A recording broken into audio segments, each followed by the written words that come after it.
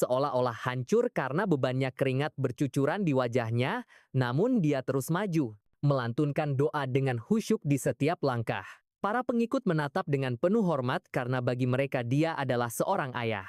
Kerumunan itu terbelah membiarkan sang uskup masuk ke tengah formasi dan meletakkan peti mati. Anak-anakku, mari kita mulai menyambut sang dewa.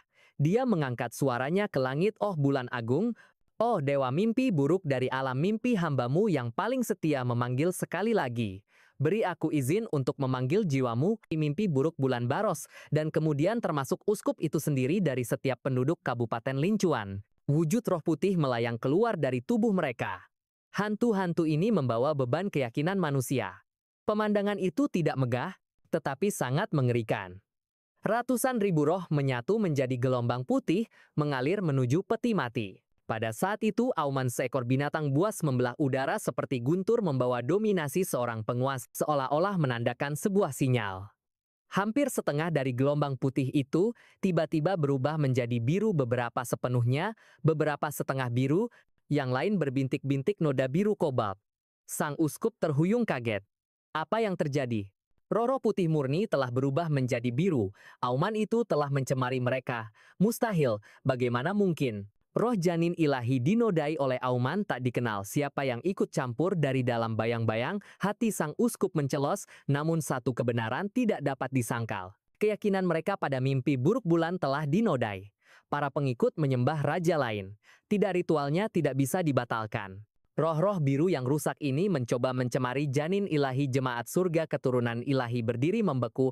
Pikiran mereka kosong sesaat gelombang penghinaan menerpa mereka seolah-olah pengabdian mereka telah dilanggar. Pada saat itu sosok Ehi muncul diam-diam di belakang uskup. Sudah membuatmu menunggu uskup. Sang uskup berbalik ngeri, siapa kau? Cahaya biru melonjak di matanya saat dia menjawab dengan dingin. Melihat keadaannya, engkau masih tidak tahu siapa aku? Saat dia menghunus pedangnya, dia perlahan menutup matanya. Dalam benaknya sebuah visi baru terbuka tanpa warna, namun terjalin dari garis yang tak terhitung jumlahnya. Menggambarkan garis besar tubuh dan organ-organ mereka. Di leher sang uskup satu garis merah menyala lebih terang dari yang lainnya. Dia telah menemukannya, garis kematian. Azura, tiga pedang serangan kedua kuda-kuda pembunuh bulan pembantaian. Pedang Cinian meletus dalam semburan cahaya merah darah saat niat membunuh yang luar biasa melonjak ke dalamnya. Pada saat itu, pedang Starfall menjadi sungai darah yang ditempa dari jeritan jiwa-jiwa orang mati, memancarkan teror yang murni. Bahkan bulan yang aneh di atas terbelah dua oleh serangan itu. Dong, sebuah lonceng besar jatuh. Sang uskup langsung jatuh dan dengan napas terakhirnya dia berteriak, mimpi buruk bulan agung Baros. Dia mencibir dalam hati menyedihkan. Bahkan dengan 3 artefak penyelamat nyawa di tubuhnya, uskup merah tidak bisa menahan satu serangan pun. Lalu entah dari mana sebuah suara terdengar, pedang yang luar biasa. Katakan padaku, nak, apakah kau ingin bergabung dengan gereja? Dia menegang memalingkan kepalanya dengan cepat. Uskup merah lainnya berdiri di sana. Pria itu memperkenalkan dirinya dengan tenang. Izinkan aku. Aku Lin Shi, otoritas tertinggi gereja saat ini di kerajaan Xia. Dia terkekeh ringan. Yang baru saja kau bunuh itu hanyalah wakil uskupku. Kau mengerti kan, profesi kami ini berbahaya. Menyuruh bawahan menyamar sebagai atasan itu hal yang wajar, bukan begitu? Mata menyipit, dasar licik, umpannya. Tatapannya menajam, dan tanpa ragu, dia memilih untuk mundur dari medan perang, tapi suara mengejek Lin Shi mengejarnya.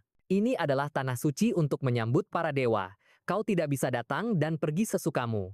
Lin Shi mengulurkan telapak tangannya, dan dia merasakan tubuhnya tiba-tiba tenggelam. Saat dia mencoba terbang, sebuah kekuatan tak kasat mata mengikatnya dengan erat, menyeretnya ke bawah. Telekinesis bagi Ehi yang kekuatan mentalnya setajam silet, jelas ini adalah energi spiritual murni. Jika begitu, maka hanya energi spiritual yang bisa menghancurkannya. Sawarudo, sesosok iblis berzira emas, muncul dari belakang Ehi merobek tangan raksasa dari kekuatan batin itu. Pupil Lin Shi mengecil, keterkejutan terpancar di wajahnya. Sosok di belakangmu itu. Jangan bilang kau juga berlatih ilmu dewa. Mungkin karena kekuatan spiritualnya yang luar biasa, dan terus-menerus terpapar gema ilahi, Lin Shi benar-benar bisa melihat Zaorudo. Dia melontarkan kutuk, ilmu dewa persetan. Satu-satunya alasan aku ingin pergi adalah untuk menghindari pertarungan di dekat peti mati sialan itu. Apa kau pikir aku takut padamu? Dengan seringai buas dia melancarkan tinjunya. Dalam sekejap petir biru meledak dan tulang-tulang setebal pilar tumbuh dari lengannya. Serat-serat otot saling mengunci seperti balok baja percikan api menyambar di sepanjang kerangka yang tumbuh. Dengan satu serangan, seekor naga yang terbuat dari daging mengaum dan meledak keluar dalam kobaran cahaya dan api. Rahang naga itu menghantam wajah Lindsay yang tertegun. Lindsay hanya mencibir makhluk menjijikkan seperti itu. Tidak akan menyakitiku. Boom, sebuah ledakan dahsyat mengguncang tanah saat Lindsay terlempar. Tapi itu belum berakhir, naga daging itu melesat maju dengan kekuatan tak terbendung menghantamnya tanpa henti. Naga itu mendorongnya menembus sebuah bangunan yang dibentengi seperti kereta peluru berkecepatan penuh, menghancurkan seluruh bangunan dalam sekejap. Serat otot yang terbuka membentang ratusan meter menyeret Lindsay. Saat mereka merobek bangunan yang tak terhitung jumlahnya dengan kecepatan kilat, dunia berputar dengan kencang. Saat Lindsay sadar kembali, dia sudah tertindih di bawah naga daging yang mengamuk. Tanpa penghalang batin yang melindungi tubuhnya, dia pasti sudah hancur menjadi debu. Jubahnya yang indah hancur menjadi compang camping, pembuluh darahnya pecah karena tekanan kekuatan mental yang berlebihan. Darah mengalir dari organ-organnya sampai seluruh tubuhnya terlihat seperti manusia yang terbuat dari darah. Dia hampir pingsan, namun di detik berikutnya, luka-lukanya mulai sembuh. Sudah kubilang kau tidak bisa menyakitiku. Aku adalah pilihan para dewa. Wajah menjadi gelap. Seperti yang diduga para fanatik dari sekte itu, hampir mustahil untuk dibunuh. Ini gawat. Dewa turun, surga di bumi. Dewa turun, surga di bumi. Di sekelilingnya, para pengikut sekte yang gila meneriakkan serempak. Tapi dia melirik mereka dan mencibir, "Hampir saja aku melupakan kalian. Kami adalah keadilan," teriak mereka. Mata merah mereka menyala-nyala, masing-masing mengeluarkan belati perak. Dalam sekejap, setiap bilah belati menusuk leher pemiliknya sendiri. Mereka menggorok leher mereka sendiri tanpa ragu-ragu. Bunuh diri massal ya, sepertinya hanya itu yang bisa dilakukan oleh orang-orang gila ini. Bibirnya. Logika sesat para pengikut sekte itu di luar pemahaman. Dia menyipitkan mata. Mari kita lihat trik apa yang coba mereka lakukan kali ini. Dalam sekejap, gelombang energi spiritual yang dingin dan licin turun. Mayat-mayat pengikut sekte yang bunuh diri itu mulai kejang-kejang dengan hebat, seolah-olah ada sesuatu yang hidup sedang tumbuh di dalam diri mereka. Siap untuk meledak keluar. Krak, sebuah tangan berwarna merah darah tiba-tiba merobek keluar dari dada salah satu pengikut. Saat makhluk itu merangkak keluar, sepenuhnya dia akhirnya melihat wujud. Aslinya kulit berwarna darah tanduk menonjol dari tengkoraknya, dan taring mencuat dari mulutnya. Dia menyeringai, jadi pada akhirnya ini hanyalah sampah iblis gaya barat. Dalam sekejap 50 pengikut sekte menjadi 50 gerbang daging yang memuntahkan iblis tanpa henti. Dia mencibir orang-orang gila ini benar-benar nekat, mengubah tubuh mereka sendiri menjadi gerbang hanya untuk memanggil iblis mencoba membanjiri medan perang lagi. Sayang sekali aku juga bisa membanjiri medan perang. Dia mendongakkan kepalanya dan meraung. Gelombang kejut menyapu seluruh medan perang. Bum bum bum. Sambaran petir kuning meledak di seluruh kota, hampir sama seperti saat dia berubah menjadi raksasa. Dia tidak membangkitkan manusia kadal itu tanpa alasan. Sekarang mereka berfungsi sebagai wadah untuk avatarnya. Para iblis berteriak panik, teriakan mereka menggema di seluruh reruntuhan. Pertarungan itu terjadi seketika dan penuh kekerasan, tetapi para iblis bukanlah tandingan avatar Ehi. Mereka hancur menjadi debu dalam sekejap. Wakil uskup berdiri terpaku menatap kelahiran raksasa yang menjulang tinggi. Dari para prajurit Bio, pikirannya kacau. Uskup telah terbunuh dalam sekejap. Sekarang pasukan raksasa ini muncul. Siapa sebenarnya orang-orang ini? Tunggu, di mana anak laki-laki yang memimpin mereka? Cepat gunakan penglihatan roh untuk menemukannya. Ekspresinya berubah kaget saat dia melihat Ehi berjalan menuju peti mati dewa. Sialan, janin dewa adalah targetnya. Wakil uskup itu melesat ke arah Ehi berteriak, "Berhenti, jangan mendekat, lawanmu adalah kami." Api ungu yang membakar dan semburan napas naga yang membekukan berkobar mengepungnya. Setiap aura membawa tekanan yang menakutkan. Alis wakil uskup berkerut. Musuh-musuh ini jelas sudah bersiap dari serangan pemenggalan yang tiba-tiba hingga para raksasa mereka yang menghancurkan gerombolan iblis. Dan sekarang serangan menjepit pada dirinya sendiri. Apakah mereka agen Dragon Sparrow? Apakah mereka sudah mengetahui rencana gereja selama ini? Jika demikian, misi ini mungkin sudah gagal. Dia mencapai peti mati dewa, bahkan dari jarak dekat hawa dingin yang menusuk keluar, terasa cukup dingin untuk membekukan jiwanya. Kehadiran di dalamnya memancarkan permusuhan yang membara terhadapnya. Bisa dimengerti lagi pula dialah yang telah mengacaukan dewa ini. Sebuah panel sistem berkedip di depan matanya. Energi spesial diperoleh kedewaan kali 5. Selama ritual turunnya surga setengah dari energi kepercayaan yang telah dikumpulkan sekte selama 4 tahun telah dirusak oleh Ehi. Kepercayaan yang tercemar itu digunakan oleh janin dewa untuk membangun tubuh bagi mimpi buruk bulan di alam fana, namun dalam prosesnya, sebagian dari kekuatan dewanya telah dicuri oleh Ehi sendiri. Jadi begitu, tapi sejujurnya dia tidak pernah menganggap para fanatik turunnya surga itu layak diperhatikan. Mereka hanyalah orang-orang lemah paling banter cuma umpan meriam. Musuh sejatinya selalu adalah dewa, yang terikat pada bulan dan mimpi. Namun bahkan tanpa kekuatan dewa, bahkan sebagai makhluk menyedihkan yang kurang gizi dan prematur, dewa ini seharusnya sudah terbangun sekarang. Kenapa kau masih bersembunyi di dalam peti mati? Baiklah kalau begitu aku sendiri yang akan membukanya. Dengan sekali pikir dia meledakkan tutup peti mati dewa hingga terbuka. Saat berikutnya pupil matanya mengecil, kosong. Peti mati itu benar-benar kosong. Apa-apaan ini? Tidak ada apa-apa di dalam tapi menyebut dirimu dewa.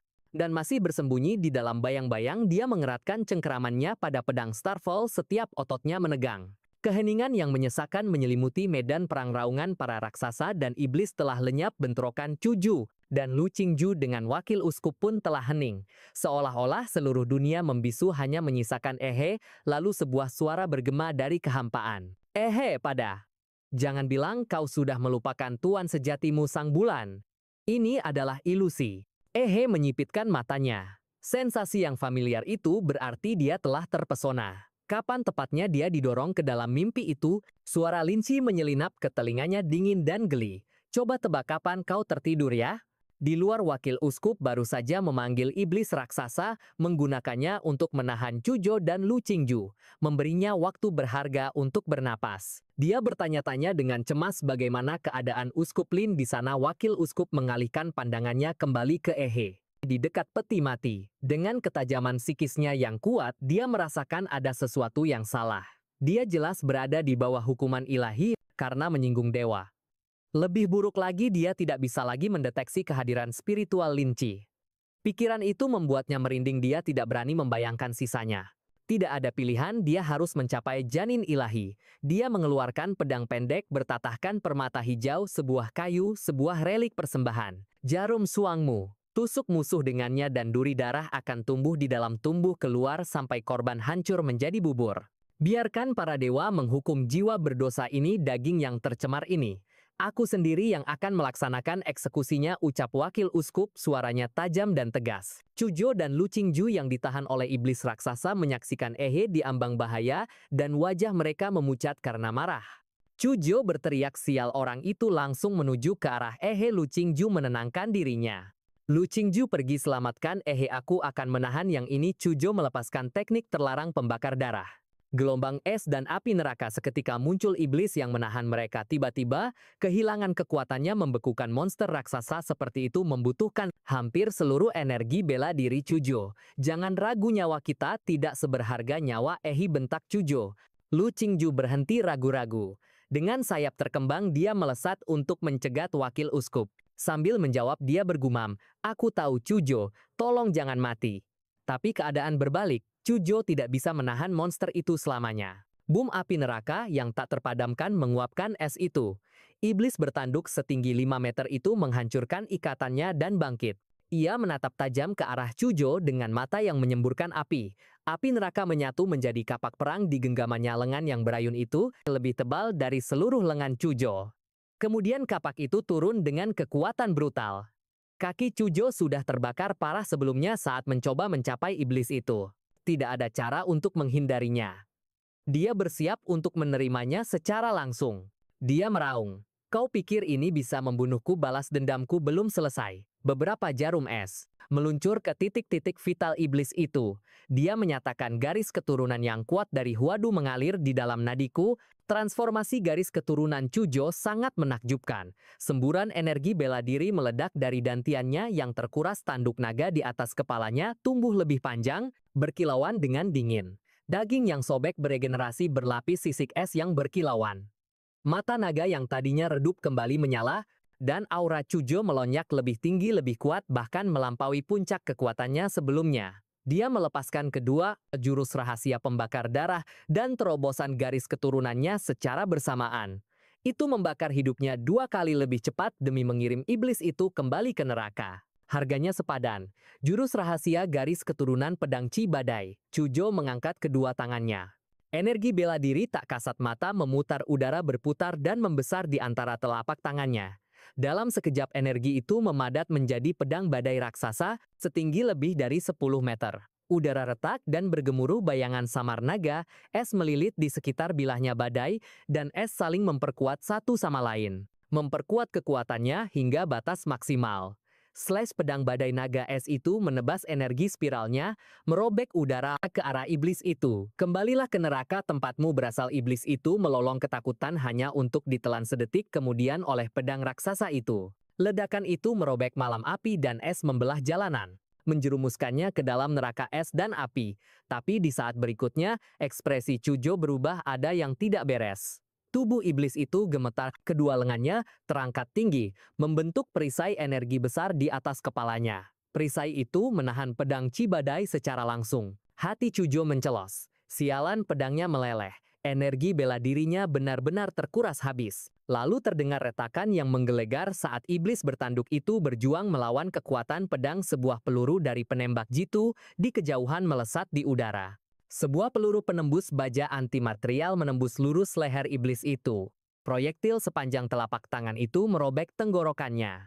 Lebih banyak peluru menyusul menghantam bagian belakang tengkoraknya, pinggangnya, dan tulang punggungnya. Setiap tembakan menciptakan lubang darah dan tulang sebesar banteng. Iblis itu tidak mati seketika, tapi kapak api nerakanya berkedip lalu padam. Pedang badai itu kembali melesat ke bawah, tak terhentikan menelan iblis yang terluka itu seluruhnya. Cujo akhirnya menghela napas lega.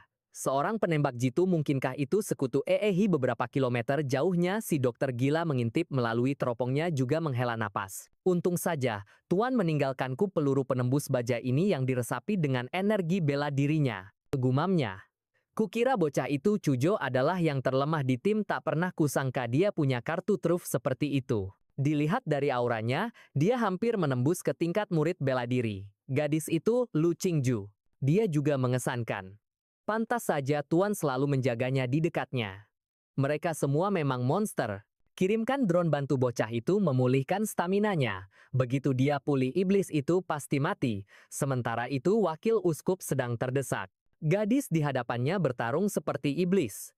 Api ungunya berkobar tanpa henti, tidak menunjukkan tanda-tanda akan habis. Meskipun dia unggul satu alam bela diri penuh, dia mendapati dirinya menghindar dengan panik, tidak berani mengambil risiko untuk saling serang. Mereka bukan dari divisi Dragonfinch Dashihao, pikirnya dengan muram. Jika Dragonfinch tahu tentang wilayah Lingshui, kita tidak akan pernah berhasil sampai sejauh ini. 3 anak masing-masing lebih kuat dari yang sebelumnya. Mungkinkah mereka semua mahasiswa Universitas Huade? Pupil matanya menyipit. Wah, sarang para monster. Mereka harus mati. Dacia tidak boleh melahirkan Grandmaster Nasional keempat atau kelima. Atau Fu Hongxun yang lain. Tekad wakil uskup mengeras. Demi gereja, aku akan menghancurkan ancaman masa depan ini. Tiba-tiba 6 peti mati raksasa jatuh dari langit menghancurkan tanah beton saat mendarat. Tutupnya terbuka berderit menampakkan 6 mayat yang memancarkan energi tingkat master bela diri. Lu Qingju membeku. 3 dari mereka anggota tim pencari tahun kedua yang hilang, satu lagi si sombong Bayan. 2 yang terakhir, meskipun tidak dikenal, dia kenali dari ciri-cirinya Bluebird dan Golden Serpent. Wakil uskup berkedip lalu tertawa terbahak-bahak seperti orang gila. Saat dia merasakan energi ilahi dari tubuh-tubuh itu. Hahaha, dewa, benar-benar berpihak padaku menyaksikan melalui siaran jarak jauh. Wajah dokter gila itu menjadi pucat pasi. Ini gawat. Gadis yang diperintahkan tuannya untuk dia lindungi akan segera dikepung oleh 6 master bela diri mayat hidup. Dia tidak mengirim pasukan raksasa lebih awal karena mereka terlalu lemah dan terlalu bodoh. Maju menyerang dan akan merusak pertarungannya, tapi sekarang dia tidak punya pilihan lain. Jika misinya gagal, dia juga akan mati. Boom, boom, boom, puluhan raksasa menggelegar memasuki arena mengepung medan pertempuran. Lu Qingju dengan cepat menilai kekacauan itu. Menyelamatkan Yi He adalah yang utama. Memanfaatkan gangguan itu dia melebarkan sayapnya dan melesat ke lokasi Yi He berniat untuk menariknya keluar. Hentikan dia. Jangan biarkan dia mendekati janin dewa, teriak wakil uskup. Keenam mayat hidup itu menerima perintah dan langsung bergerak, namun Lu Qingju menghindari setiap serangan dengan anggun tanpa kesulitan. Meskipun dengan dukungan para raksasa mereka tetap terlalu lemah. Dahulunya adalah cyborg hasil rekayasa biologis, para raksasa setinggi 30 meter itu dicabik-cabik seperti kertas. Keenam mayat hidup itu mencabik-cabik anggota tubuh mereka, melemparkan mayat mereka ke udara. Di dunia, bela diri tingkat tinggi yang disebut garis keturunan raksasa masih sangat rendah tingkatnya. Lu Qingju mendekat dengan cepat. Yi He, tunggu aku, teriaknya. Krak, sebuah pisau pendek menusuk dadanya. Rasa sakit yang luar biasa meledak, duri-duri merah darah menyebar dari lukanya, merobek daging dan menancap ke tulang. Keringat dingin membasahi dahinya. Dia menggertakkan giginya dan terus terbang, hampir sampai sedikit lagi. Kemenangan sudah di depan mata. Sialan, wakil uskup itu terkesiap. Akhirnya Lu Qingju mencapai Yi He.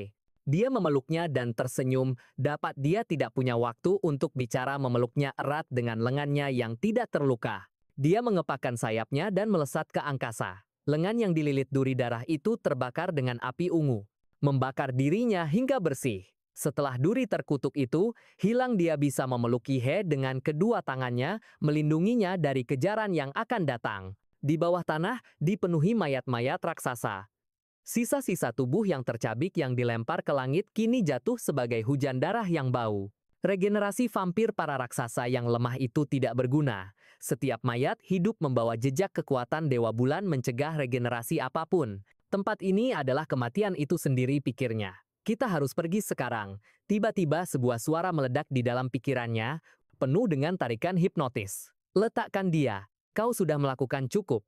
Dia tidak akan menyalahkanmu. Berikan dia padaku. Tidak akan. Lu Qingju menggeram. Dia milikku. Dia menarik napas dalam-dalam dan melontarkan kata-kata itu satu persatu. Aku tidak akan melepaskannya. Pergi, raungnya. Teriakan burung gereja ungu menggema di antara awan menghancurkan hantu cahaya bulan di depannya. Hanya tawa mengejek yang tersisa di telinganya. Dia tahu itu adalah serangan psikis. Kepalanya berdenyut seolah akan terbelah. Suara itu seakan mengebor tengkorakku, namun dia tetap bertahan. Aku tidak akan membiarkan Yi He terluka, kelelahan menguasainya. Seperti malaikat dengan sayap patah, dia memeluk Yi He erat saat mereka jatuh. Keenam mayat hidup itu mendongakkan kepala mereka ke langit, leher mereka meregang, tenggorokan mereka menelan dengan rakus. Energi bulan di dalam diri mereka memadat menjadi tombak-tombak bulan, semuanya menusuk ke atas ke arah pasangan yang jatuh itu. Lu Qingju menutup matanya, memeluk Yi He lebih erat lagi saat mereka jatuh di detik-detik terakhir. Zawarudo, tapi rasa sakit itu tidak pernah datang. Dia menghilang dari pelukannya dan dia sendiri ditangkap di udara. Maaf, aku bangun sedikit terlambat. Melihatnya di hadapannya, Lu Qingju yang sangat kelelahan akhirnya tersenyum. Kau sudah bangun, syukurlah. Tidak terlambat sama sekali, istirahatlah sekarang Qingju. Aku akan mengurus sisanya. Mustahil. Bagaimana dia bisa menghancurkan ilusi dewa? Wakil uskup berteriak. Meski begitu dia menolak untuk percaya. Dia bisa menangani 6 rasul bulan sekaligus. Semuanya maju, dia tidak bisa menghentikan 7 master bela diri. Dia membaringkan Qingju dengan aman ke samping. Zawarudo lepaskan wakil uskup, hanya berhasil mengucapkan satu kata bunuh sebelum matanya terbelalak. Sebuah bayangan menutupi langit, sebuah kaki raksasa jatuh menghantam. Mereka tidak punya kesempatan untuk melawan. Seperti anak ayam dalam cengkeraman predator, leher mereka dicengkeram dan mereka dibanting ke tanah. Tengkorak mereka pecah. Dia menatap ke bawah dengan dingin. Apa yang kau gonggongkan, anjing? Di tempat lain, Lin Xi tidak lagi tahu berapa kali dia telah mati. Tidak berhenti, jangan lagi, ini ilusiku. Aku yang membuatnya. Tembakan di kepala terkoyak, terbakar, dimutilasi. Setiap kematian datang dengan rasa sakit yang nyata dan membakar. Bahkan tekadnya yang lebih keras dari manusia normal akhirnya retak di bawah pembantaian Ehe yang tak berkesudahan. Semangatnya berada di ambang kehancuran. Bagaimana dia bisa bebas dari mimpi itu, atau apakah mimpi itu tidak berguna melawannya? Dia seperti dewa iblis yang bahkan para dewa pun tidak bisa menghukumnya. Akhirnya Lin Xi tidak bisa bertahan lebih lama lagi. Maafkan aku, Dewa Bulan. Aku akan mematikan mimpi ini sendiri dan mengusirnya. Lalu Dewa Bulan memerintahkan dalam benaknya berbaringlah di peti mati dewa. Aku hanya bisa menggunakan tubuh inferiormu untuk melengkapi wadahku. Sementara itu dia memulai pembantaian yang membabi buta terhadap para mayat hidup. Bahkan setelah diperkuat mereka tetaplah mayat. Anggota sekte di sini telah dimusnahkan dan kemudian dia menyadari telah salah bicara. Tidak, masih ada satu. Dia mengangkat tangannya dan menatap ke bulan. Sesosok berjubah perak putih berdiri di kehampaan dengan bulan purnama aneh di belakangnya. Cahaya bulan menyelimutinya, menyelubunginya dalam kilau perak samar seperti jubah raja. Lin Shi, tidak rambut perak sebahu, wajahnya menyerupai garis besar wajah Lin Shi, tetapi fitur-fiturnya lebih tajam dan tegas. Mata sedingin es itu menatap Ehe penuh dengan kekaguman dan persetujuan yang jelas. Ehe menyeringai Dewa Bulan atau Iblis Bulan Baros, akhirnya engkau menunjukkan dirimu. Langkah-langkah tak kasat mata seolah terbentuk di bawah Baros sang iblis bulan saat dia berjalan di udara menuju Ehe. Bulan di belakangnya memancarkan sorotan cahaya khusus yang mengikuti setiap langkahnya. Detik berikutnya Ehe terkejut. Kota di sekelilingnya telah lenyap digantikan oleh kehampaan tak terbatas. Dari tanah abu-abu putih di bawah kaki dan kawah-kawah di sekelilingnya tempat ini tampak seperti bulan. Tapi ini tidak mungkin nyata. Tidak ada hawa dingin kosmik, tidak ada kekurangan oksigen. Ini seharusnya seperti niat membunuh Gongku, tidak seperti ilusi yang menyentuh pikiran dan jiwa. Sebuah ranah niat melapisi realitas itu sendiri. Kerusakan yang diterima di dalamnya adalah nyata yang berarti di dalam ranah ini, tubuh tak terkalahkan dari panelnya tidak berlaku. Saat dia selesai menilai, Baros melangkah turun dari kehampaan, berhenti 20 meter jauhnya. Tentu saja bagi mereka 20 meter tidak berarti apa-apa. Baros berkata dalam bahasa Shango yang fasih, Ehe, aku mengagumimu. Di satu sisi kau adalah manusia terbaik yang pernah kulihat, terutama karena kau mencuri sebagian dari kedewaanku. Kecocokan kita seharusnya melebihi 96%. Kau adalah separuh sempurna lainnya untuk melengkapi wadah duniawiku. Dia yang masih menjulang dalam wujud raksasanya menatap Dewa Bulan penasaran dengan apa lagi yang akan dikatakannya. Rencana perburuannya telah selesai, sekarang dia hanya perlu mengulur waktu. Menghadapi keheningan Ehe, Baros melanjutkan, Ehe, setelah menyempurnakan diriku denganmu aku bersedia, membiarkan kesadaranmu tetap ada. Kau akan melangkah dari manusia fana ke alam para dewa. Kau tidak tahu betapa luasnya dunia ini. Blue Star Domain dosa kau hanya melihat puncak gunung esnya saja. Bakatmu adalah tiketmu untuk naik. Ikutlah denganku naik ke bulan dan berkuasa di atas ketinggian bersamaku. Sebuah undangan dan janji dari dewa, mungkin kurang dari 10 manusia di seluruh Blue Star yang bisa menolaknya. Tapi aku menolak, kata Ehe dari dalam raksasa itu. Kupikir kalian para dewa punya kelas. Pada akhirnya kalian hanyalah kecerdasan tingkat tinggi yang cacat dan tidak bisa mengancamku. Kau mengambil sampah untuk menambal dirimu lalu datang untuk mengancam dan menyuap. Trik yang sama seperti manusia, aku benar-benar melebih-lebihkanmu. Wajah dingin Baros berubah. Aku memaafkan kekasaranmu manusia. Setelah wadahku selesai, bahkan jika aku menggunakan daging dengan kompatibilitas hanya 20% untuk penyelesaian kasar, kau tetap tidak akan bisa melawanku. Aku menanyakan pendapatmu hanya karena penghargaan dan untuk formalitas, tapi pendapatmu tidak penting. Hasilnya tidak akan berubah.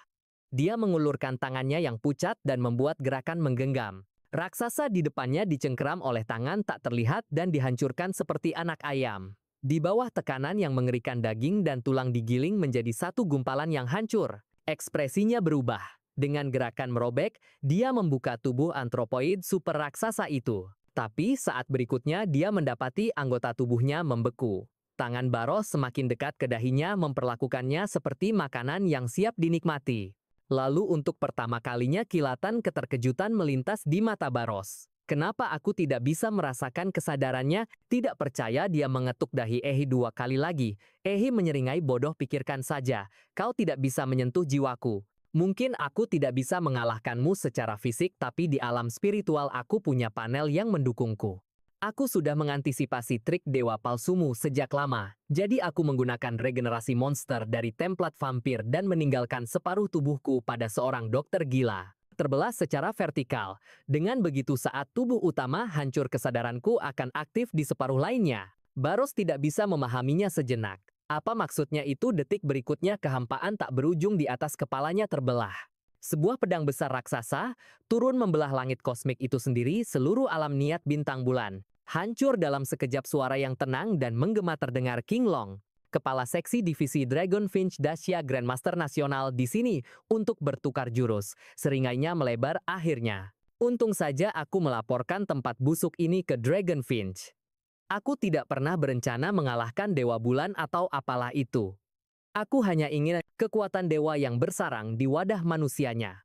Baros menatap pria yang berdiri di udara, mata merah darahnya berkedip. Tubuh itu, apa itu benar-benar manusia? Peringkat potensi spesies kalian jelas perlu direvisi ke atas. Gumamnya setelah beberapa detik menilai dalam diam. King Long berbicara. Jadi ini adalah iblis alien. Kemurnian dagingnya sangat rendah, sangat tercampur, sangat tidak murni. Sebuah ingatan melintas di benaknya. Ketika iblis alien pertama turun dalam sejarah manusia, dia masih seorang Grandmaster, salah satu dari mereka yang melawan makhluk itu. Pertarungan itu adalah pertama kalinya dia benar-benar mengerti apa arti dari akhir dunia. Dibandingkan dengan makhluk itu, pria berambut perak di hadapannya sama sekali tidak ada apa-apanya, auranya mirip tetapi lebih lemah. Baros ingin mengumpat semua karena tubuh Lin Yi yang menyedihkan ini. Sungguh sebuah penghinaan. Manusia, dia menyeringai. Pernahkah kau dipukul oleh bulan? Urat-urat menonjol di sekitar mata bulan Baros. Dagingmu adalah milikku. Aku tidak akan membiarkan pertempuran ini merusakmu. Dengan sekali sentak dia melemparkan tubuh Yi jauh-jauh, mengeluarkannya dari medan pertempuran mereka. King Long memperhatikan gerakan iblis itu dan mengerutkan kening. Dia melindungi pemuda itu. Baiklah kalau begitu, aku akan menekan iblis ini dulu, lalu menanyai bocah itu. Dia teringat apa yang dikatakan Shui Jin. Wen katakan padanya, sebelum berangkat nama orang itu adalah, hehehe, nama King Long bukanlah gelar kosong. Pria itu benar-benar memanggil wujud sejati naga azur. Tolong beri aku pencerahan. Sebagai jawaban, aura Baros melonjak. Dia juga memanggil tubuh dewa yang mengerikan. Pertarungan akan segera dimulai. Setelah terkena telapak Dewa Bulan, penglihatan Yi menjadi putih, dan ketika cahaya memudar dia berdiri di hutan pegunungan yang diselimuti kabut, jauh dari medan pertempuran. Dia segera mengedarkan Qi-nya dan memperluas deteksi medan kehidupannya ke jangkauan penuh. Namun bahkan setelah memindai puluhan kilometer di sekelilingnya, dia tidak bisa merasakan keberadaan distrik Lin Shuai dimanapun. Itu hanya bisa berarti satu hal. Dia telah dipindahkan ke jarak yang sangat jauh oleh cahaya bulan itu sendiri. Itu juga membuktikan bahwa Baros telah menyadari pertarungannya dengan King Long akan memusnahkan distrik Lin Shuai dan semua yang ada di sekitarnya. Untungnya dia sudah memerintahkan dokter gila untuk mengevakuasi dua orang yang terluka, Chu Zhou dan Lu Qingju. Jika tidak, mereka pasti sudah musnah sekarang. Tidak kusangka bajingan Baros itu punya kemampuan teleportasi spasial, gumamnya. Jika dia menggunakannya untuk melacak, keadaannya akan jadi gawat. Tetap saja berada sejauh ini dari garis depan ada keuntungannya tersendiri. Dia punya waktu untuk mempelajari apa yang disebut kedewaan ini, kekuatan yang dia pertaruhkan segalanya untuk dicuri dari seorang dewa. Dia telah berjuang mati-matian untuk membuka dinding ilahi itu. Tidak mungkin dia akan menyia-nyiakannya sekarang. Membuka panel sistem, dia mulai membaca entry berlabel kedewaan. Perlahan dia mengerti kedewaan bisa muncul dengan dua cara, melalui pemurnian tanpa akhir dalam satu bidang, sampai transendensi tercapai, atau karena hak lahir seperti pada ras dimensi tinggi yang sifatnya memberi mereka supremasi yang tak tergantikan dalam domain yang dipilih. Atau bisa juga kedewaan bawaan ras dimensi tinggi yang sifat dasarnya memberikannya kekuatan absolut, otoritas yang tak tergantikan dalam domain tertentu. Kedua jalur itu berasal dari sumber yang sama, kedewaan. Tidak heran Baros mengamuk setelah dia mencurinya. Kekuatan itu jauh di luar dugaan. Pada dasarnya, kedewaan meningkatkan batas kualifikasi sebuah template, membentuk kembali potensi dasarnya. Sedangkan untuk template Dio, dia tidak pernah benar-benar mengembangkannya, hanya mengandalkan alam bawah sadar, naluri dari ras vampirnya. Template Jojo sudah memiliki jalur mutasinya sendiri, tidak perlu mengganggu perkembangan itu. Sementara itu, template raksasa tidak berguna untuk kenaikan. Afinitasnya dengan kedewaan tidak ada, dan itu hanya berfungsi sebagai pendorong untuk template Jojo tanpa nilai independen. Tapi template Dio dengan manipulasi waktunya memiliki potensi tak terbatas. Itu adalah kartu trufnya yang paling penting selain dari template tempur utamanya. Tingkatkan vampir Dio. Saat Dio hanya memiliki kemampuan vampir, templatenya dinilai D+. Setelah membuka The World, peringkatnya meroket menjadi B+. Namun bahkan kemampuan pengendalian waktu yang langka itu tidak cukup untuk mendorongnya ke tingkat A. Sekarang, setelah menyerap kelima unit keilahian, barisan teks bercahaya muncul di panel sistem evolusi template. Terdeteksi template B plus Vampire Dio The World. Peningkatan domain bulan dan ilusi. Kenaikan garis keturunan iblis bulan vampir. Template peringkat A iblis bulan Dio The World. Kekuatan garis keturunan pesta bulan merah di bawah kondisi malam hari. Fisik regenerasi dan efisiensi senjata, ditambah 100% di bawah sinar bulan, ditambah 150% selama bulan purnama. Membangkitkan mata bulan membuka domain dunia bulan kembar. Dominasi darah-darah membawa sifat halusinogenik dan invasif. Yang lemah akan diperbudak, yang kuat akan terkikis secara mental, terjebak dalam ilusi. Semakin banyak darahnya di dalam target, semakin dalam ilusinya diperkuat di bawah sinar bulan. Manipulasi darah mempercepat aliran darah untuk sementara meningkatkan kekuatan dan kecepatan atau menembakkan proyektil darah yang dipadatkan. Dapat menurunkan suhu darah hingga di bawah 0, membekukan target apapun saat bersentuhan. Stand the World. Kekuatan. Kecepatan dasar dikali 3, sinar bulan dikali 5 bulan purnama dikali 8. Kemampuan spesial itu penghentian waktu-waktu jeda berkurang di bawah sinar bulan, durasi ganda di bawah bulan purnama.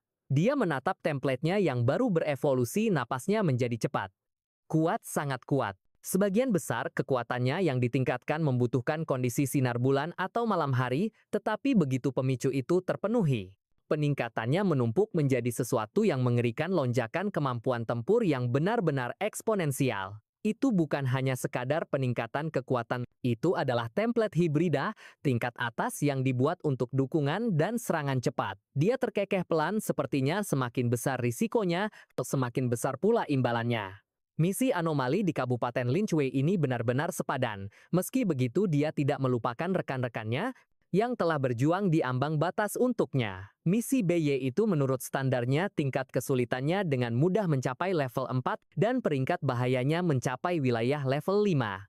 Di bawah sistem penilaian Huada itu berarti satu hal hadiah tingkat maksimum. Menenangkan dirinya, dia bangkit dari lantai hutan dengan satu gerakan mulus, melompat ke puncak pohon dan menyeimbangkan diri dengan mudah di atas lautan daun yang tak berujung. Sinar bulan perak yang dingin menyelimutinya, angin malam berhembus melewatinya, dan setiap sel di tubuhnya terasa hidup penuh semangat. Kekuatan muncul dari dalam garis keturunannya. Amplifikasi sinar bulan dari template Dio mulai bekerja. Dia melancarkan serentetan pukulan udara retak secara berurutan. PA. Setiap pukulan mendistorsi atmosfer, gelombang kejut yang terlihat menyebar keluar. Setelah meregangkan dan menyesuaikan diri dengan fisiknya yang telah ditingkatkan, senyum Ehe kembali. Kemudian seperti kelelawar malam raksasa, dia merentangkan tangannya dan melesat menembus kanopi hutan. Bergerak lebih cepat dari kilat. Unit komunikasinya sudah lama hancur selama pertempuran. Dia perlu menemukan kota manusia terdekat dan membangun kembali kontak dengan Huada. Keesokan paginya, sebuah pesawat tempur ultrasonik membelah awan, membawa 3 personel kunci kembali ke Huada. Di dalam kabin hanya dia yang masih sadar. Chujo dan Lu Qingju terbaring di dalam pot medis, tubuh mereka terendam dalam cairan perawatan darurat. Saat palka pesawat mendesis, terbuka jalur landai terbentang ke tanah. Dia melangkah keluar disambut oleh seorang pria dengan setelan Zongshan yang rapi, tenang, berwibawa dan terkendali. "Halo," kata pria itu dengan senyum hangat. "Saya Sir Jinwin, Rektor Universitas Huade." "Rektor Sir, suatu kehormatan akhirnya bisa bertemu dengan Anda, Pak. Anda adalah legenda di antara para mahasiswa Huade." Dia mengulurkan tangan untuk menjabat tangannya, terlihat hormat dan sedikit malu dengan sedikit kekaguman tulus di matanya. Sir Jinwin terkekeh pelan. "Haha, tidak perlu terlalu formal, He. Saya tidak suka upacara, santai saja ya." Lalu He menjawab sambil meregangkan tangannya untuk melemaskan otot-ototnya yang lelah. "Jadi kepala sekolah Sher, saya rasa Anda datang untuk bertanya tentang apa yang terjadi di Kabupaten Linchway." "Tidak juga," kata Sher nadanya tegas, "namun ramah, saya datang untuk memberitahumu bahwa timmu telah secara resmi menyelesaikan misi anomali Linchway. Kamu tidak perlu khawatir tentang apapun yang terjadi setelahnya." He sedikit mengernyit. Hanya itu pikiran itu terlintas di benaknya, sebuah sekte ritual penurunan Dewa Bulan, pengorbanan massal, dan hanya itu akhirnya. Tidak ada laporan, tidak ada investigasi, tidak ada penahanan. Melihat kegelisahannya, Sher Jingwen tersenyum lembut. "Tenang, He. Percayalah pada Wada. Dampak dari Linchway Anomali akan ditangani oleh otoritas yang lebih tinggi. Dan jangan khawatir, saya mengerti apa yang kamu khawatirkan. Kami menghargai rahasia pribadi para jenius. Dia berhenti sejenak, suaranya menjadi lebih formal. Namun insiden Lin Cui akan dirahasiakan. Saat Akademi merilis laporan misinya, itu akan terdaftar sebagai tugas level 4 yang diselesaikan oleh pasukanmu. Jangan anggap itu sebagai penghinaan. Hanya saja misi level 5 biasanya dipimpin oleh profesor, mengumumkan bahwa sekelompok mahasiswa baru menyelesaikannya sendiri akan menimbulkan kehebohan. Tapi tenang saja, hadiahmu akan diberikan sesuai standar level 5. Perlakuan yang dia dapatkan terasa tidak nyata, seperti mimpi. Dia melirik kanselir Sher Jingwen, yang senyum lembutnya membawa kehangatan angin musim semi, namun entah kenapa kehadiran pria itu terasa lebih berat daripada milik Barossa. Tekanan ilahi. Apa rubah tua ini sudah tahu aku curang pada sistem? Dia memaksakan senyum, sambil diam-diam menyeka keringat dari telapak tangannya. Sehari kemudian Dr. Mat akhirnya mengirimkan rekaman pasca pertempuran dari Kabupaten Lin Cui. Dia membuka file itu di ponselnya, dan tenggorokannya menjadi kering. Jika dia tidak salah, ingat Lin Cui adalah daerah pegunungan, tapi sekarang tempat itu menjadi kawah. Seluruh kabupaten telah runtuh menjadi cekungan raksasa berdiameter beberapa kilometer, seolah-olah sebuah meteor menghantam bumi. Satu pertempuran tidak hanya melenyapkan kota itu, tetapi juga mengubah lanskapnya secara permanen. Dia menghela napas perlahan. Dunia transendensi bela diri ini benar-benar terlalu berbahaya. Bahkan dengan kekuatannya saat ini, dia masih tidak merasa aman. Setiap kali dia memikirkan Baros, makhluk seperti dewa itu, rasa sakit yang tumpul berdenyut di belakang matanya. Masalahnya adalah tatapan bulan. Tanda Baros masih melekat di jiwanya. Kemarin dia sudah memberitahu kanselir Sher tentang hal itu. Sher Jingwen hanya meyakinkannya, jangan khawatir, King Long akan mengurusnya. Dia punya cara untuk menyegel tatapan bulan. Maka dia menunggu dengan tenang di ruang tamu universitas. Klik, pintu mahoni terbuka dengan suara yang dalam dan berat. Dia mendongak dan melihat pria yang telah ditunggunya, King Long, seniman bela diri peringkat kedua di seluruh Federasi Dacia, salah satu dari sedikit orang yang berdiri di puncak hierarki kekuatan Blue Star. Tapi ada yang aneh dengannya. Dia mengenakan jubah bulu hitam tebal di atas beberapa lapis pakaian. Kulitnya pucat, auranya sedikit tidak stabil, seolah-olah dia baru saja kembali dari medan perang beku, membawa hawa dingin dari dunia lain bersamanya. King Long menjelaskan dengan tenang. Jangan membuat keributan. Memang benar aku dibuat kewalahan oleh iblis bulan Hanyue yang licik itu, tapi aku memenangkan pertarungan itu.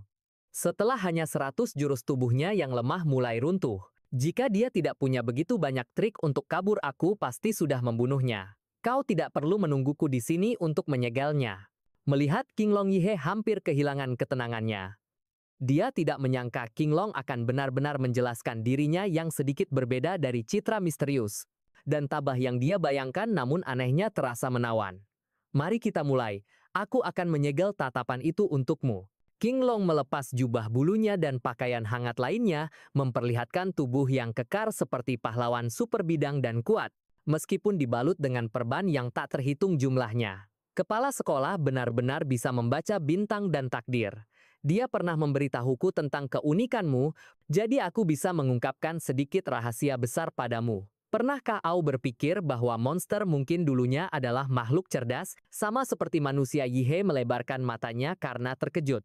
King Long berbicara dengan cepat, matanya menerawang mengenang saat dia masih menjadi seorang pendekar Shaolin. Dia mengikuti gurunya dan 5 kakak seperguruannya ke dalam reruntuhan yang baru ditemukan di dalam sebuah alam rahasia kelas A. Pada akhirnya hanya King Long yang keluar hidup-hidup. Dia dikutuk oleh sesuatu di dalam reruntuhan itu. Tubuhnya perlahan-lahan akan berubah menjadi monster dan kesadarannya akan memudar.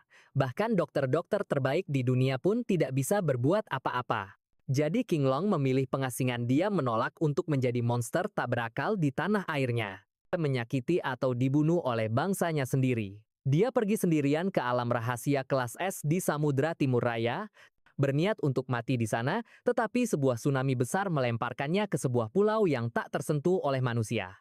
Apa yang terjadi setelahnya dirahasiakan, sesuatu yang tidak bisa dia ceritakan pada Yihe. Hal itu menyangkut takdir bangsa negara Xia di masa depan. Yang bisa dia katakan hanyalah bahwa seseorang di pulau itu menyelamatkannya dan mencegahnya berubah menjadi monster. Saat King Long berbicara, dia merobek perban di tubuhnya.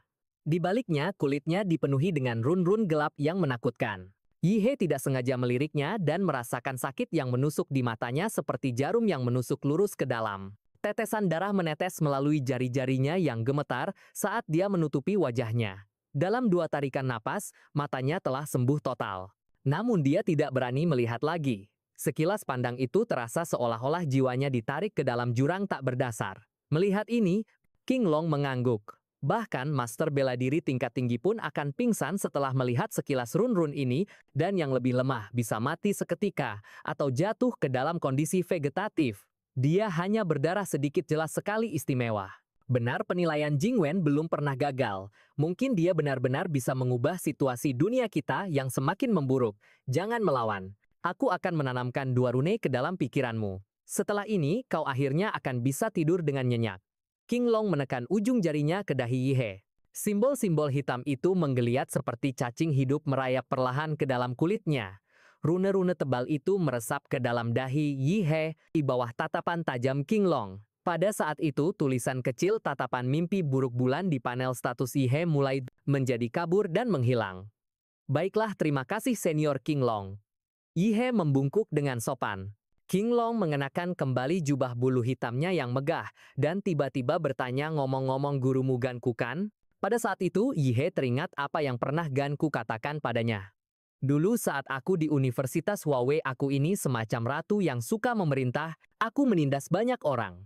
Mereka semua sudah dewasa sekarang, di antara mereka bahkan para petarung Shuangmu pun dianggap sebagai yang lemah. Jadi berhati-hatilah dan jangan pernah beritahu siapapun kalau kau muridku. Dia langsung berkeringat dingin. King Long seorang pria berpengalaman dengan mudah membaca pikirannya. Tenang saja, katanya dengan senyum tipis. Tidak ada masalah pribadi antara aku dan Gongko. Aku hanya menyebutnya karena sayang sekali. Sebelum pikirannya rusak, dialah yang paling mungkin mencapai tingkat Grandmaster melalui jalan pembantaian. Potensi yang luar biasa. Nada bicaranya berubah, matanya menajam. Jadi ayo kita bertarung. Aku ingin melihat seberapa murni warisan mawar pembantaian itu.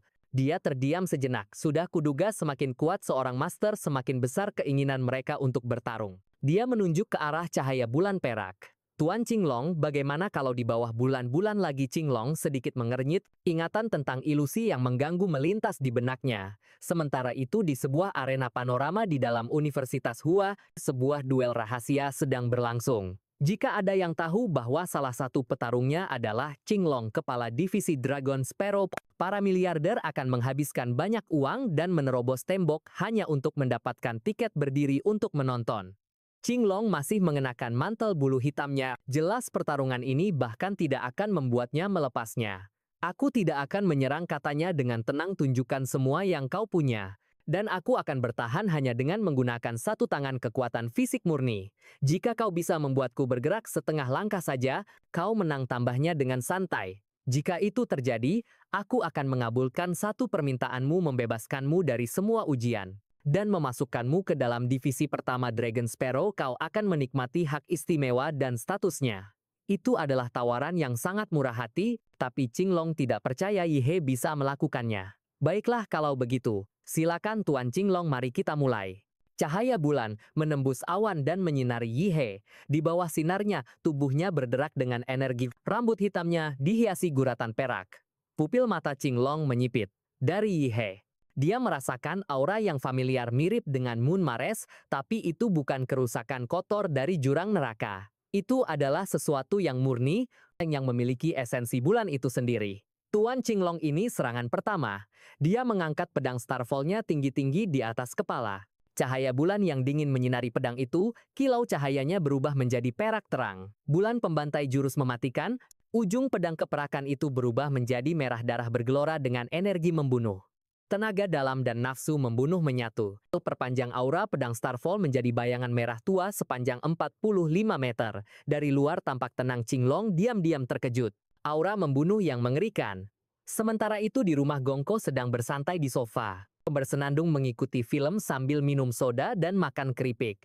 Tiba-tiba ekspresinya membeku. Dia melompat seperti hamster yang terkejut. Aura membunuh itu milik Yi He. Tidak mungkin, dia baru keluar 3 hari.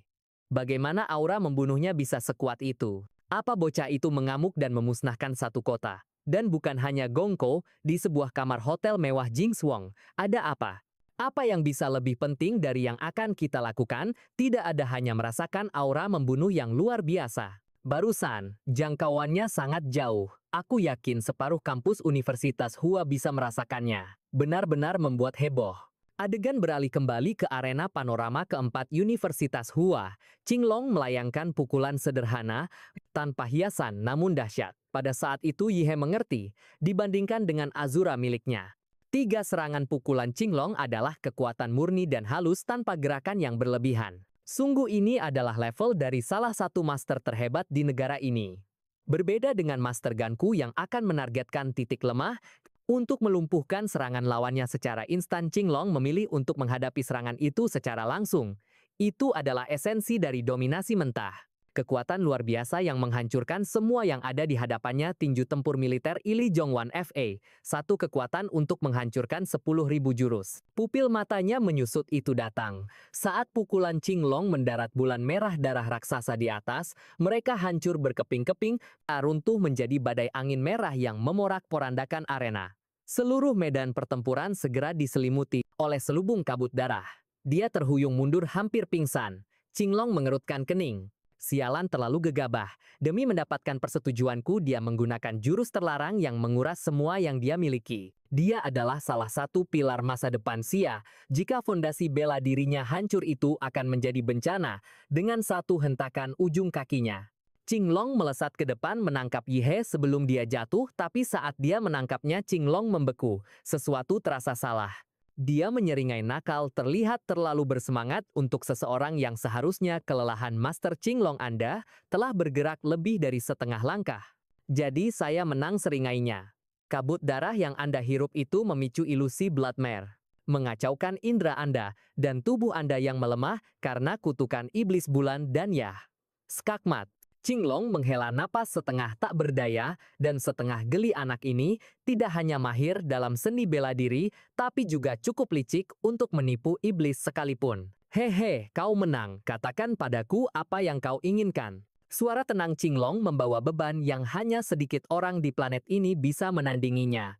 Janji-janjinya tak ternilai harganya.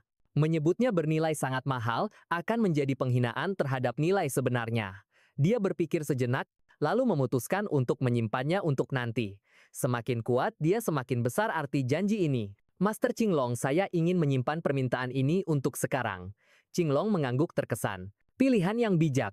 Aku suka pandangan jauhmu. Hehe. Qinglong melanjutkan, aura membunuh dan teknikmu tidak buruk. Ganku mengajarimu dengan cukup baik, tapi dia sedikit menyeringai, itu masih kurang. Niat membunuh saja tidak cukup. Tanpa tubuh yang kuat, semuanya hanya mengambang di permukaan. Maksud Anda saya harus melatih fisik saya, tanyanya sambil menyeringai. Dia merasa geli, dia bahkan belum menunjukkan wujud Godzilla-nya. Jika Qinglong melihat tingkat sinkronisasi 71%-nya, baik dengan tubuh mengerikan itu, dia tidak akan pernah menyuruhnya untuk melatih ototnya lagi. Ya, tapi yang lebih penting kau memerlukan bimbingan yang tepat dan fondasi yang kokoh. Jalan yang salah bisa melumpuhkan masa depanmu. Terkadang memiliki seseorang dengan kekuatan fisik yang luar biasa sebagai pemandumu akan membuat perbedaan besar. Qinglong berpikir petunjuknya sudah cukup jelas. Mata Yihe berbinar. Saya mengerti, Master Qinglong, saya akan pergi ke Akademi Kultivasi Fisik besok dan meminta dekan untuk melatih saya secara pribadi. Qinglong hampir tersedak. Kau mengerti? Kau tidak mengerti apa-apa. Aku sedang menyuruhmu untuk menjadikanku sebagai gurumu. Dia menghela napas dalam hati. Kapan aku Qinglong pernah menawarkan diri untuk menerima murid? Dia terlihat pintar beberapa saat yang lalu, apakah IQ-nya baru saja turun? Tetap saja dia tidak bisa sepenuhnya menyalahkan anak itu. Dengan pangkat dan reputasinya sedikit yang bahkan berani bermimpi memintanya menjadi guru mereka. Akhirnya, Qinglong menghela napas, merogoh mantelnya dan mengeluarkan sebuah lencana kecil. Yihe, di dalam emblem ini ada sebuah seni penyempurnaan tubuh tertinggi yang kuambil. Ini dari seorang ahli bela diri dari barat yang pernah kukalahkan. Konon ini adalah teknik bela diri setingkat harta nasional yang kuberikan padamu hari ini. Berlatihlah dengan giat. Suatu hari nanti kau akan menguasainya. Hempa bocah. Teknik ini bukan main-main, pikir Qinglong dalam hati dengan senyum tipis. Kenyataannya sederhana. Bela diri ruang tempat asalnya berasal dari barat dan menolak mengakui seorang pejuang Xia sepertinya. Dia hanya berhasil mendapatkannya dengan paksa. Menaklukkan alam itu setelah mencapai tahap Grandmaster. Sekarang setelah dia memberikannya pada Yi He, Qinglong tahu bocah itu akan sangat kesulitan untuk mengolahnya. Pada akhirnya dia harus datang padanya untuk meminta bantuan. Dengan begitu dia akan menjadi guru bocah itu secara tidak resmi dan bisa meresmikannya nanti saat waktunya tepat.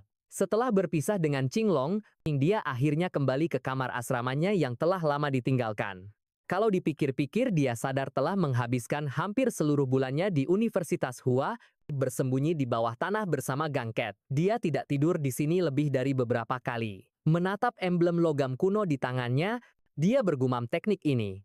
Mungkin aku harus menggunakan metode kultivasi tidur untuk berlatih di dalamnya. Tepat pada saat itu bel pintu berbunyi. Siapa malam-malam begini? Dia membuka pintu dan tertegun. Berdiri di sana adalah sosok yang tak terduga, Ouyang Zai. Pria itu tampak kelelahan, rambutnya acak-acakan, jauh berbeda dari sosok jenius percaya diri yang ditemuinya beberapa bulan lalu. Bolehkah aku masuk? Tentu masuklah. Dia mengangkat bahu.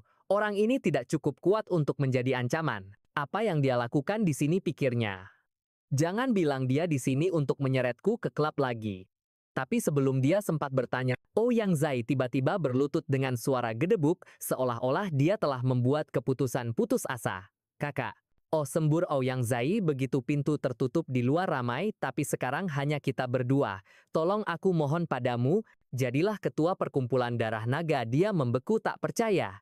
Apa-apaan ini, dia benar-benar berlutut. Melihat Ouyang Zai yang memegangi kakinya, dia tidak tahu harus tertawa atau menghela napas. Ouyang Zai, apa yang terjadi padamu? Setengah tahun yang lalu kau penuh ambisi berjalan angkuh di sekitar Universitas Hua, berbicara tentang membelah basis kekuatan mahasiswa menjadi dua. Sekarang lihat dirimu, kau telah menjadi benar-benar hancur. Dia memijat pelipisnya. Juga bagaimana kau bisa tahu aku sudah kembali? Ouyang Zai cemberut. Salah satu anggota darah naga, kami melihatmu kembali ke asrama. Mata Yi He menjadi dingin. Maksudmu dari salah satu kamera tersembunyi yang kau pasang? Dia mencengkeram kerah Ouyang Zai. Baiklah, ayo kita berlatih sedikit. Tunggu Yi He, biar ku jelaskan. Kami tidak memasang apapun di dalam kamarmu, hanya di lorong. Itu keadaan darurat. 20 menit kemudian setelah secara pribadi merasakan bagaimana rasanya dijadikan bola basket manusia, Ouyang Zai terbaring bengkak dan setengah mati di lantai. Pembicaraan terakhir. Kenapa aku membutuhkanmu sebagai ketua? Organisasi kita dalam masalah. Tunggu, potongnya sambil mengerutkan kening. Kau terlihat seperti bakpao dan suaramu seperti pipa tersumbat. Aku bahkan tidak bisa mengerti ucapanmu. Diam sebentar. Kurasa pukulanku terlalu keras. Ini, minumlah pil peluruh darah lalu bicara. Berkat metabolisme kuat seorang pejuang, efek pil itu menyebar dengan cepat. Bengkaknya mereda dalam sekejap. Ouyang Zai berkata dengan terengah-engah, organisasi kita tidak bisa berjalan lagi, kumohon. Kau harus kembali dan memimpin kami. Di Universitas Hua, para mahasiswa bisa dengan bebas membentuk klub dan organisasi mereka sendiri, tapi kecuali mereka mencapai sesuatu yang luar biasa, pihak sekolah menolak mendanai mereka sama sekali. Saat organisasi darah naga pertama kali didirikan, para siswa persiapan senior masih berada di kamp pelatihan musim panas ibu kota kekaisaran. Untuk sementara waktu organisasi baru itu meroket. Reputasinya menyebar dengan cepat, menarik sponsor dari berbagai korps bela diri di seluruh negeri. Ouyang Zai benar-benar punya bakat. Di bawah kepemimpinannya, organisasi itu membangun kemitraan komersial yang menyediakan barang-barang diskon, senjata dan peralatan untuk para anggota yang dengan cepat menarik lebih banyak mahasiswa dan menciptakan siklus pertumbuhan yang pesat.